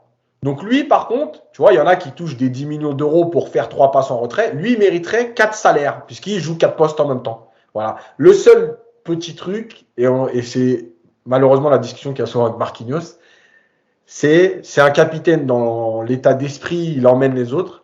mais c'est pas un capitaine qui va à un moment donné remettre les mecs dans le droit chemin dans le comportement. Et c'est juste ce qui lui manque. Tu vois, d'être un peu plus méchant, d'être un peu plus voilà. Parce que s'il avait ça, tu vois, le caractère d'un Pépé, d'un Ramos, tu vois, des mecs un peu comme ça qui Pouyol, sont ouais. capables de rentrer dedans à n'importe qui. T'as dit quoi? Un Pouyol. Voilà, Pouyol. Bah, en fait, le mec, il serait Parfait, quoi. juste. Non, mais parfait. Ça veut dire que voilà. Et souvent, on parle souvent, tu sais, des légendes du club et tout. Moi, je pense réellement que Marquinhos fait partie des légendes du club. Là, je pense aussi, peut-être parce qu'il dégage moins de charisme que ça, tu veux dire, dans sa gouaille, etc., ou sur le terrain. Mais c'est vrai que, et t'en parlais, Nico, s'il avait un Ramos à côté de lui aussi, peut-être que ça libérerait de ce côté-là de devoir replacer les mecs, etc. Et lui, il se concentrerait uniquement sur ce qu'il sait faire et il fait très bien. Mais associé à Ramos, voilà, peut-être que ça serait la charnière parfaite pour le Paris Saint-Germain avant d'affronter le Real Madrid. Sur le papier, moi je pense. Après, ce qui est marrant, c'est qu'hier, Marquinhos, il fait un match énorme et malgré ça, il est quand même bien impliqué sur le but. Il se fait vraiment inspirer au pressing. Alors Kimpembe, lui, je sais même pas où il est. J'ai regardé, j'ai revu les images, j'arrive même pas à le voir, Kimpembe. Ce qui est dingue quand même, c'est que sur Paqueta, sur la passe en profondeur, c'est Paredes et Dagba. Ouais, On ouais. se demande qu'est-ce qu'ils foutent là. Dagba, il est arrière droit, il se retrouve à gauche, etc. Enfin, Après, c'est suite à un coup de pied arrêté du PSG, Ouais. mais on est mal replacé. Et puis c'est vrai que on le voit, hein, Marquinhos, il emmène tout le monde avec lui sur le pressing très très haut, parce qu'il a 40 mètres du but lyonnais quand il monte. Et puis bah derrière, en fait, t'as Paredes en train de refaire son lacet, t'as Dagba en train de regarder derrière lui à qui va faire la passe si le ballon arrive sur lui. Enfin, c'est vrai qu'ils sont, on est très mal replacés. Je te dis Kimpembe, j'arrive même plus à me souvenir où il est sur cette action.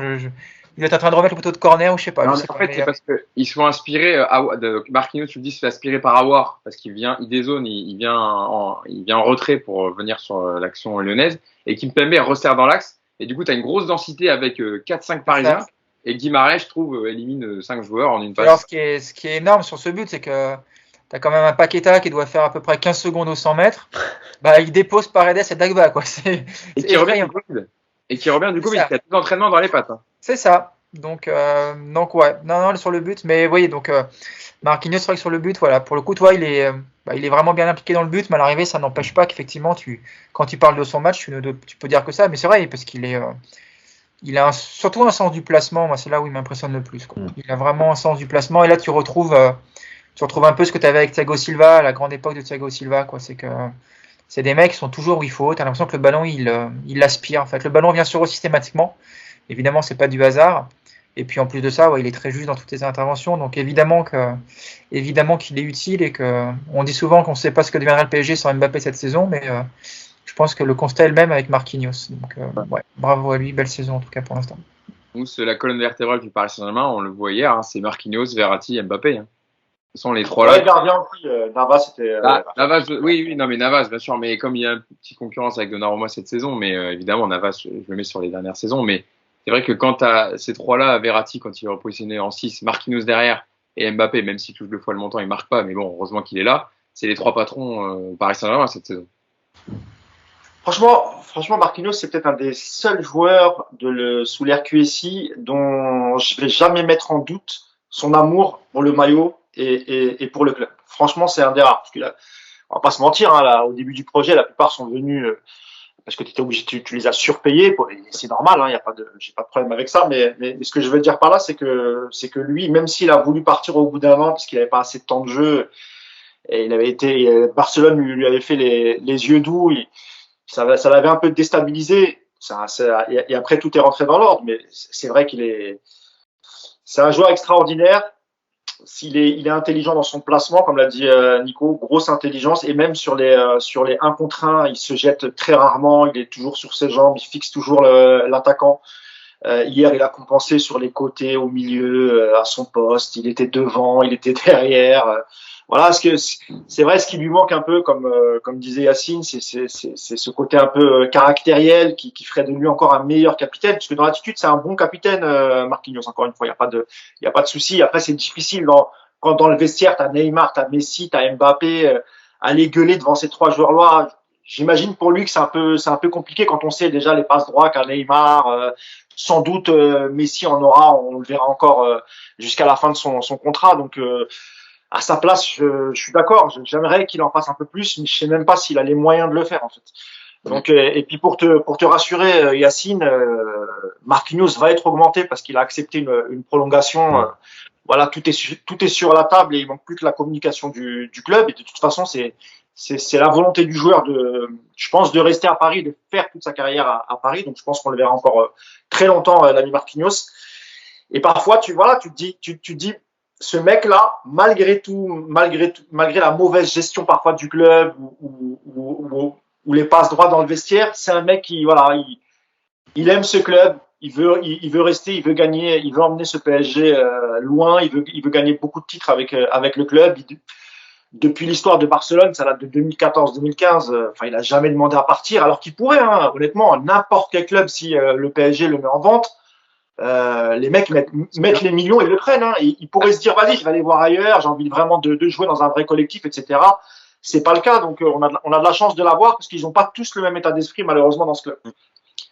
Yacine, je vais faire un petit mot rapide quand même avant de vous poser une dernière question sur le Madrid qui vient dans un mois. Sur Nuno Mendes, qui a une première période compliquée, à l'image de tous les Parisiens, mais par contre, en deuxième, notamment au moment où les changements sont intervenus avec la rentrée de Simons, Michu et le remplacement de Verratti en 6, on a vu toutes les qualités du latéral, c'est-à-dire l'explosivité, la vitesse, la qualité de centre, les débordements. Il a centré plusieurs fois en deuxième période, dont un qu'Icardi a failli mettre au fond.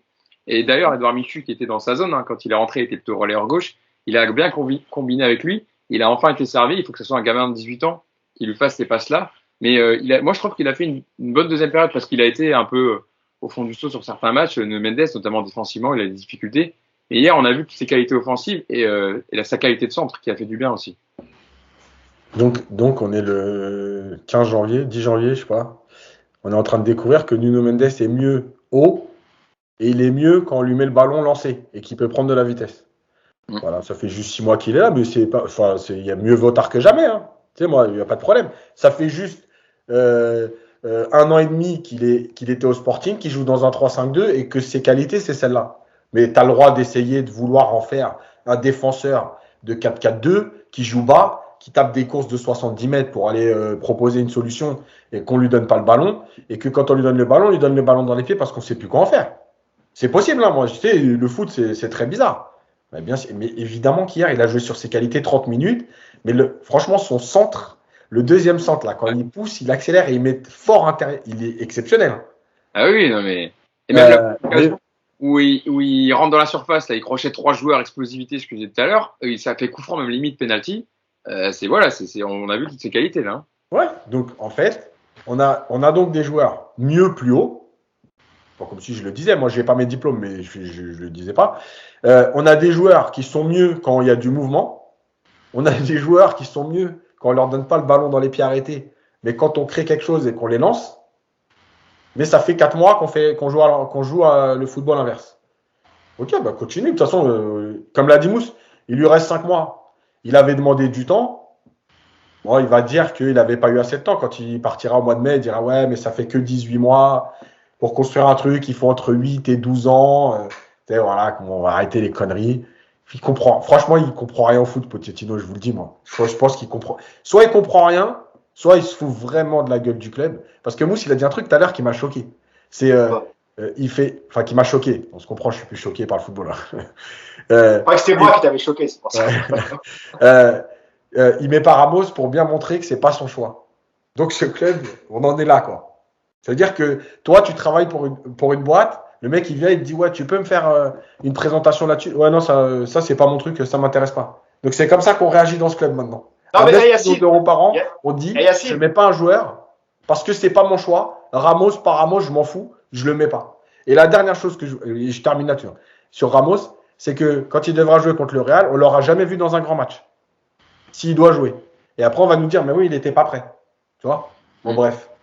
J'arrête là. En tout cas, Mendes, il mérite de jouer dans une équipe qui joue comme on l'a vu sur les 30 dernières minutes. Et d'ailleurs, il y avait un autre match cette saison où aussi il avait été bon dans ce rôle-là. Mais je sais plus, j'arrive plus à me rappeler lequel. On l'avait vu, mais c'est pas à Bruges où il rentre. À Bruges, il rentre, il est très bon. Ouais. Voilà. Ouais. Et pareil, dans un moment où Paris doit aller chercher quelque chose, et il joue haut, et il accélère, il met des bons ballons. Voilà, en fait, 2 fois dans un rôle un peu qui lui convient mieux. Qu'est-ce que je te dise? Continue à l'utiliser comme un vrai défenseur latéral, un peu stopper. Mousse. Ouais, non, je disais, on peut aller aussi Après, il faut qu'on la dernière partie. ouais, rapide. On peut aller loin aussi sur la théorie Ramos et se dire que Leonardo choisit deux latéraux très offensifs, Mendes et Hakimi. Il prend Ramos et peut-être que dans l'espoir de faire jouer son coach, je sais pas, c'est comme s'il dictait à Pochettino, voilà, je t'ai acheté des joueurs pour jouer d'une certaine manière. C'est-à-dire, je t'ai ramené deux latéraux très offensifs, je t'ai ramené un troisième défenseur central d'expérience avec du caractère qui est Ramos.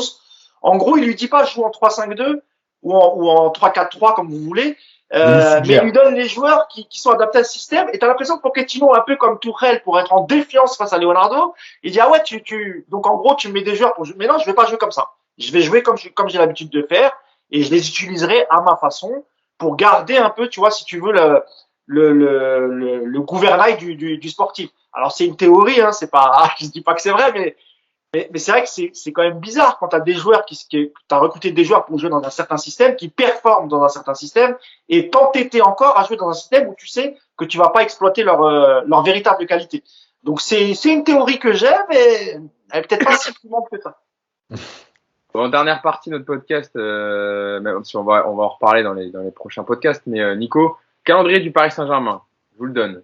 PSG Brest, on dit tout à l'heure, PSG Reims, PSG Nice en Coupe de France, 3 réceptions pour le Paris Saint-Germain. Ensuite, il y aura Lille PSG, PSG Rennes, et enfin, avant le 8e de finale aller, le Paris Saint-Germain face au Real Madrid le 15 février prochain. Est-ce qu'il y a, la question que je voulais vous poser, c'est qu'il y a urgence pour Paris dans le sens que si Paris avait livré ce genre de match qu'il a fait hier face au Real, je pense qu'il serait tombé de haut, parce qu'on en a parlé un peu tout au long du podcast, on a l'impression que les matchs se suivent et se ressemblent, sans qu'il y ait un sentiment d'urgence, parce qu'ils finissent toujours par s'en sortir par leur force de caractère ou leur talent individuel, et qu'au final, ils ont toujours 11 points d'avance sur le deuxième, en tout cas, en ce qui concerne le championnat, et on le dit, il n'y a pas de progrès notable, il n'y a pas de ligne directrice tactique. Est-ce que ça risque pas d'être un peu court pour battre une équipe avec autant de certitude que le Real d'Ancelotti cette saison, qui eux déroulent? On voit un Benzema en feu, un Vinicius qui explose cette année, une défense solide et un milieu de terrain voilà, toujours aussi performant, Kroos, Casemiro, Modric. Tu fais du mal. Oui, non, je vois ce que tu veux dire. On fait parce que ça fait on est pile un mois avant, je vous ai donné le calendrier, et en fait on voit les mêmes choses, etc. Et face à un Real qui lui a des certitudes dans son jeu. Après, parce qu'on avait dit quand il y a eu le tirage au sort, on attendra de savoir parce que les dynamiques ne sont pas toujours les mêmes, etc. Bon là, on est dans un mois. On est un mois avant, pardon. Ce qui est sûr, c'est que ce que fait le PSG collectivement depuis que Pochettino est arrivé, ça va pas évoluer dans le mois prochain. Ça, il faut qu'on arrête de rêver. Ce qu'on a vu hier, c'est ce qu'on verra dans les prochains matchs de championnat et c'est ce qu'on verra aussi sûrement contre le Real.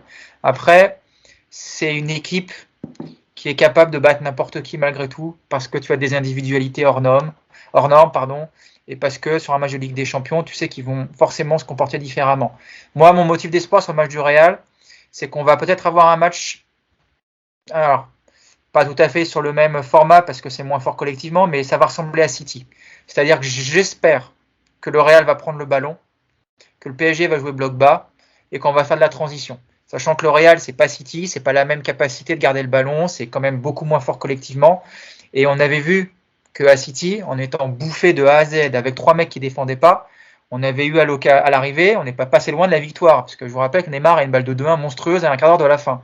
Donc, cette équipe-là, elle est capable de battre le Real, évidemment. Maintenant, si on voit le même match qu'hier, avec un PSG qui joue haut, avec des joueurs qui font mumus-ballon de manière horizontale, à se faire des petites balles comme ça, des passes toutes pourries, et avec la perte de balles, on va se faire fouetter par le Real, là oui, il y a de quoi s'inquiéter, parce que le Real, c'est pas Lyon. Mais, encore une fois, ce PSG-là est illisible, ce PSG-là est capable de battre, je le redis, n'importe qui pensait qu'on allait battre City au parc au mois de septembre, quand on voyait les bouillies qu'on voyait avant ce match-là. Donc, tout est possible avec ce Paris Saint-Germain, qui va avoir Neymar qui va revenir. Alors pour lui, il sera reposé pour le coup, ça fait 3 mois qu'il n'a pas joué, donc il va péter le feu, Neymar. Messi, c'est pareil, il aura joué peut-être 2 matchs d'ici en un mois, donc il va péter le feu. En plus, on va aligner Ramos, on le sait tous, parce que ça va être le moment de le mettre, donc Ramos, il va péter le feu aussi. Donc tu vas avoir des joueurs en forme physiquement. Et non, collectivement, évidemment qu'on va pas marcher sur le Real. Mais je t'ai dit, cette équipe-là, si elle n'a pas le ballon et qu'elle se retrouve à jouer assez bas, ça veut dire qu'elle sera moins en difficulté sur les transitions adverses et que et qu'on regarde comme au Bayern. Moi, j'imagine tout à fait un match comme au Bayern. Je pense que c'est tout à fait possible. Je suis pas trop défaitiste. Je vais pas non plus arriver avec le drapeau, le champagne le matin du match en disant qu'est-ce qu'on va leur mettre aux Madrilènes, évidemment. Mais il n'y a pas vraiment d'être plus inquiet que d'habitude, en fait, tout simplement. Bon, plutôt optimiste côté. Non, pas inquiet, pas optimiste, mais pas inquiet. Ah, t'as dit, je suis pas défaitiste. T'as stoppé direct. Je suis entre les deux. Je suis pas en train de te dire qu'on va se prendre une tannée, mais je dis pas non plus qu'on va leur en mettre une. D'accord, ok. Donc, si je te dis, ça te va 50-50? Je suis neutre, je suis suisse, voilà. Il voulait te mettre dans la sauce, genre les gens ils auraient dit Nico il a pris la confiance, il a dit on va défoncer le Real. J'allais morfler sur les réseaux là, c'est puis bravo, ça y est, tous les Madrilènes ils allaient me tomber dessus là. En plus Nico t'es horrible en pronostic alors si.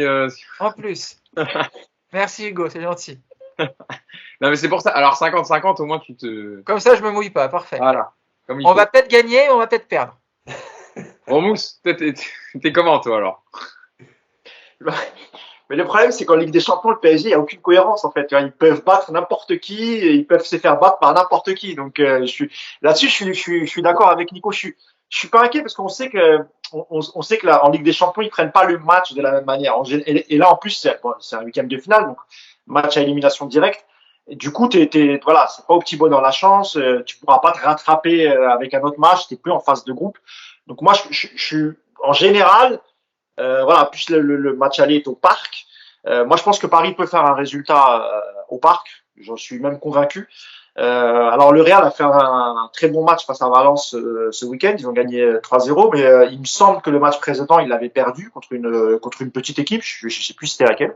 Rétafé, je crois. Voilà, Rétafé. Voilà. Et tout à l'heure, tu disais, Nico, Lyon, Madrid, c'est pas Lyon. Comme disait Stéphane Guy, le PSG, c'est Paris-Rome. on sait ce que nous a coûté cette phrase. Non, mais tu vois, le match contre Rétafé, moi, j'ose même plus y croire, mais si Pochettino regarde ce match, peut-être qu'il va le faire. Rétafé, c'est exactement ça, tu vois, c'est bloc bas.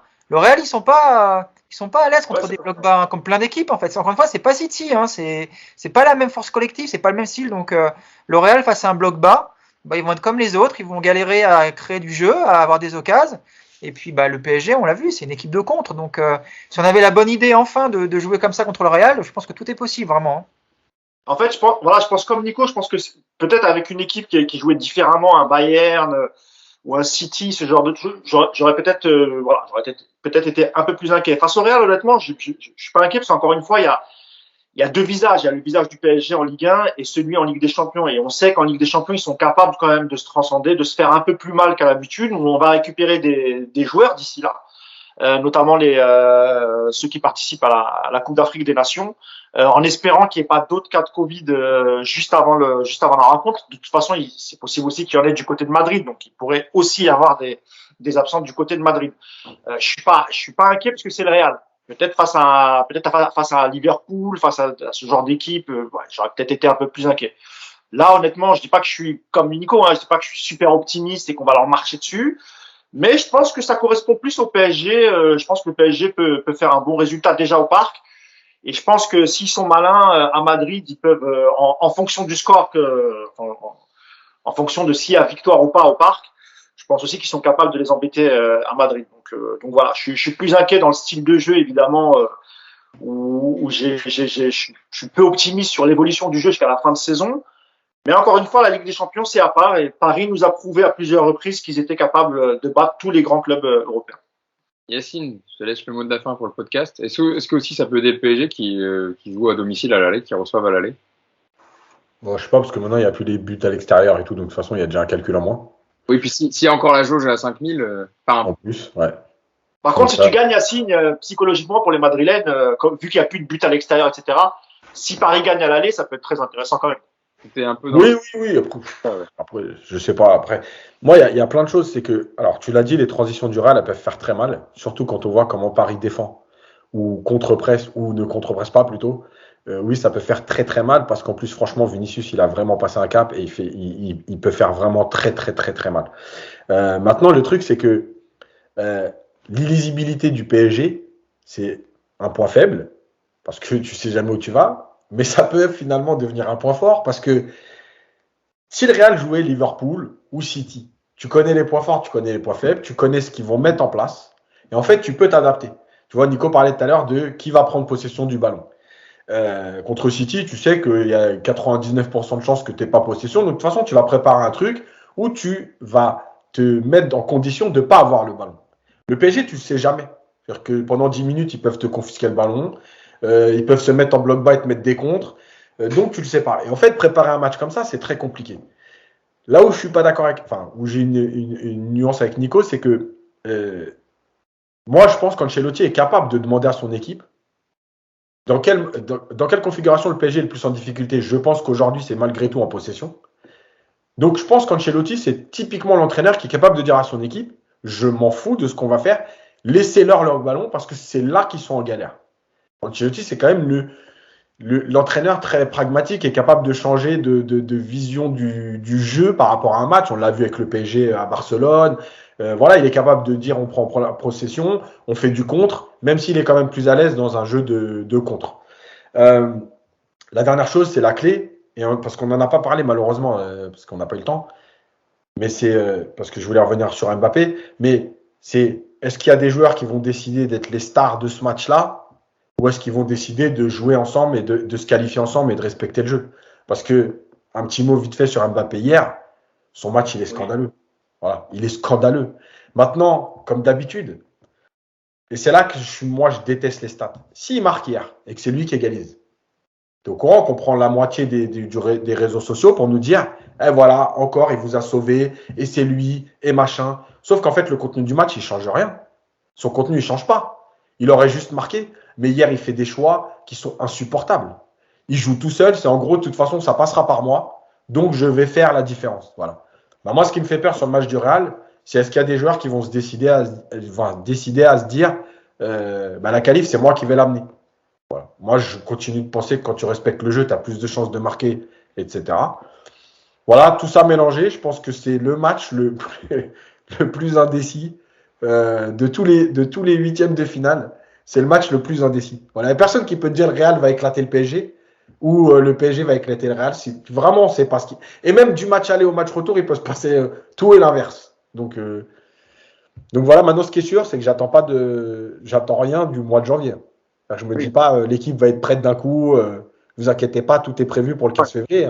Il va y avoir les retours de Covid au fur et à mesure, des blessures, ça va trottiner, machin. Donc il n'y aura pas d'équipe type qui va avoir eu 3-4 matchs dans les jambes et être prêt pour Real Madrid. Ça va revenir. Voilà, et puis il y a la CAN. Il y a la CAN qui pour certains pourrait durer jusqu'au 6 février. Donc bon.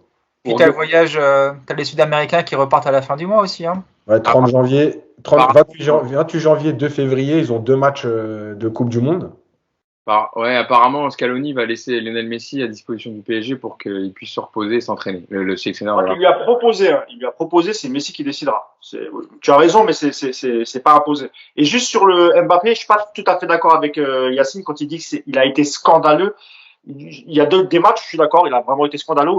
Hier, il a été agaçant, je l'avais dit, hein, je suis d'accord, et notamment sur une action facile où il passe en retrait d'Icardi, en tout cas, il y avait une véritable occasion de but. Après, il touche deux fois les montants.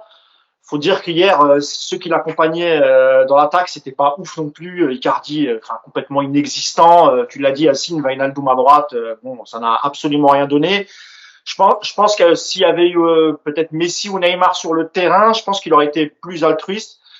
Je pense c'est vrai qu'il a boycotté Icardi, sans doute parce qu'il devait s'imaginer que de toute façon, il est complètement hors de forme, Icardi, que ça servait à rien. Je suis d'accord avec toi, il a voulu endosser la cape du super-héros hier, mais je pourrais pas le qualifier de scandaleux. Il a été énervant, pas son match, scandaleux, non. Pardon ? Moi, j'ai parlé de son attitude, pas son match. Hein. Pour moi, son attitude, elle est scandaleuse. Ouais, moi je trouve qu'un peu dur, mais ouais. Moi, il m'a énervé aussi, hein, Yacine. Il m'a énervé sur le côté pas du tout altruiste et je vais faire la différence tout seul. Mais encore une fois, faut voir avec qui il était. Je pense qu'avec d'autres joueurs, à mon avis, je pense qu'il aurait été un peu plus altruiste. C'est mon avis, je peux me tromper. Il était quand même bien seul hier, Yacine. Je suis d'accord, hein, moi aussi, sur certains choix, il doit servir Icardi en retrait quand il veut l'enrouler, etc. Il fait 2 poteaux, il met un coup franc. Je sais que tu parles pas de son match, hein, tu as dit c'est son attitude. Mais je trouve qu'il a été plus scandaleux sur certains matchs et qu'hier, il était quand même bien seul à devoir se dévier. Ouais, voilà, c'est ça. En plus, il y avait quand même souvent 3 Lyonnais sur lui à chaque fois. Donc, pour se retourner, c'était quand même plus compliqué qu'à certains. Justement, s'il y a 3 Lyonnais, lâche-là, c'est qu'il y a des joueurs libres ailleurs quand même. Ouais, mais oui, non, mais sur certains. Non, mais sur Ouais, certains. c'était Dagba qui était libre, donc bon, tu comprends. Non, mais- D'ailleurs, attends, excuse-moi, juste un mot sur Dagba. Est-ce Ouais. que le PSG hier, non mais attends, est-ce que le PSG hier, c'est pas le match où ils ont le plus joué sur le latéral alors que c'était Dagba? Et à droite, ouais, il a eu beaucoup de ballons. Ouais. Mais c'était un truc de fou hier. Alors, est-ce que c'est parce que c'était pas Hakimi ou plutôt parce qu'il n'y avait pas Di Maria et Messi? C'est Ouais, ça. plutôt. Et tu vois, et c'est ça, et donc c'est quand même une preuve que c'est bien eux qui boycottent le côté droit. Et je parle pas de Dagba ou Hakimi. Hein. Parce que franchement, hier, Dagba, et c'était hallucinant le nombre de ballons qu'il a eu. Oui, c'est vrai qu'il a eu, qu'il a eu pas mal de ballons sur le côté, mais donc c'est là aussi qu'on voit à quel point, quand il y a des joueurs d'axe comme Messi, Di Maria, ils vampirisent les ballons, qu'on n'exploite pas les côtés suffisamment. Et on l'a vu notamment avec la deuxième période de Nuno Mendes, où quelquefois c'est bien d'utiliser les qualités de ses latéraux. Moi, je pense qu'on a été complet sur ce match entre Lyon et le Paris Saint-Germain, donc un partout entre les deux équipes. Et puis voilà, le match du Real Madrid dans un mois, avec des champions qui va reprendre bien tranquillement. On aura d'ici là quelques matchs à débriefer évidemment dans le podcast. Je voulais vous remercier tous les trois, Yacine, Nico et Mousse, d'avoir été avec moi aujourd'hui pour débriefer cette rencontre. Et puis on se donne rendez-vous après le match contre Brest de samedi. C'est samedi à 21h Samedi 21h. Samedi 21h, donc pour la 21e journée de Ligue 1. Et puis voilà, je vous souhaite une bonne journée et bon visionnage du podcast. N'hésitez pas, comme d'habitude, à vous abonner à la chaîne, à liker pour ne rien manquer des formats de la chaîne YouTube de Paris United. Merci à tous et je vous souhaite une bonne journée. Salut à tous. Ciao. Ciao.